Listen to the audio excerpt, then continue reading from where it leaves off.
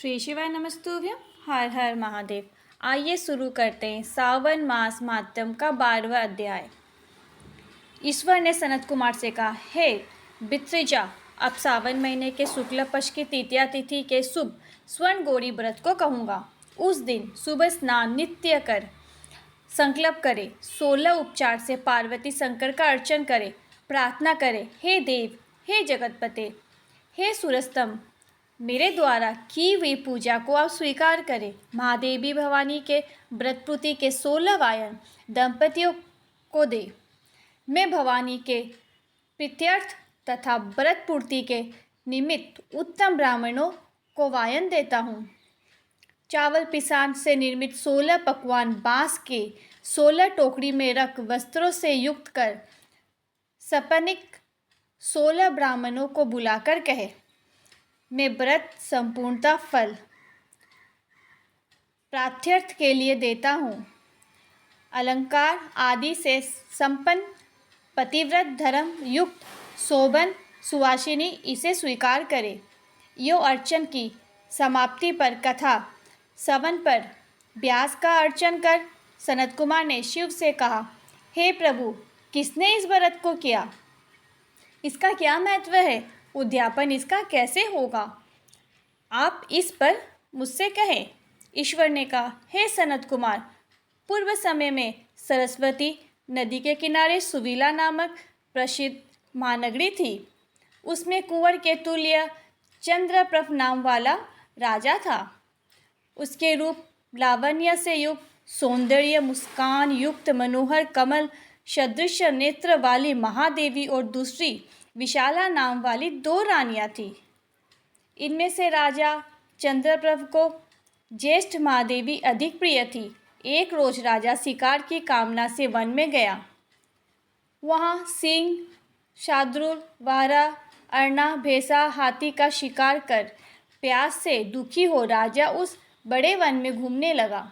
राजा ने अप्सराओं के तालाब को देख उनके किनारे पर जाकर उस तालाब का उत्तम जलपान किया। अप्सरागणों को भक्ति युक्त गौरी का अर्चन करते देखा। उन अप्सरागणों से कमल नेत्र वाले राजा ने पूछा, आप ये क्या कर रही हैं? वे बोली, हे निप्रोतम, हम स्वर्ण गौरी का व्रत करती है।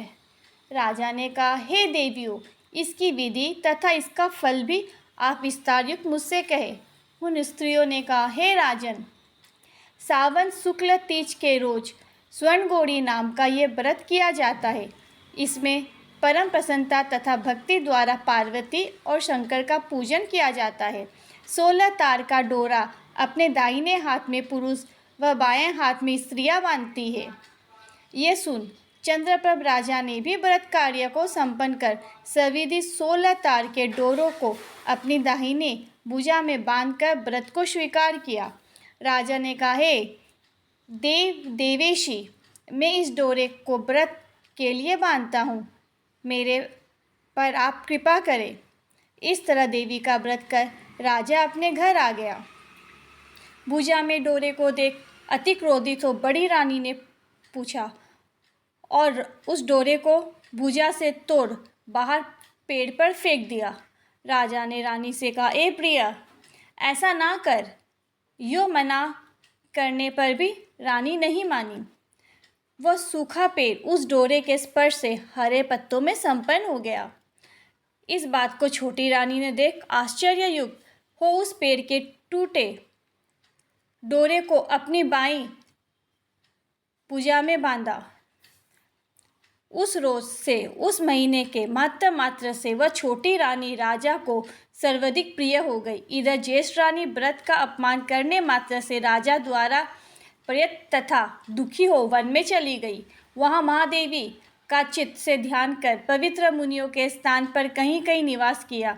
पर ज्येष्ठ मुनियों ने उसे देखकर कहा, अरे पिशाचिनी चली जा। वो तिरस्कृत तथा दुखी रानी घोर जंगल में घूमती हुई एक जगह बैठ गई। उसी समय रानी के आगे देवी दया से प्रकट हो गई। देवी ने प्रिय रानी ने भूमि पर दंडवत प्रणाम तथा स्तुति की।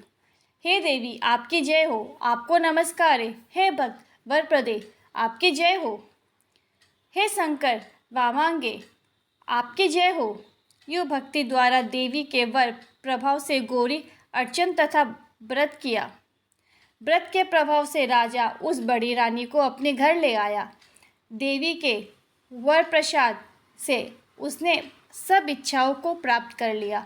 दोनों रानियों के सहित राजा संपूर्ण राज्य का उपभोग कर समृद्धिशाली हो गया।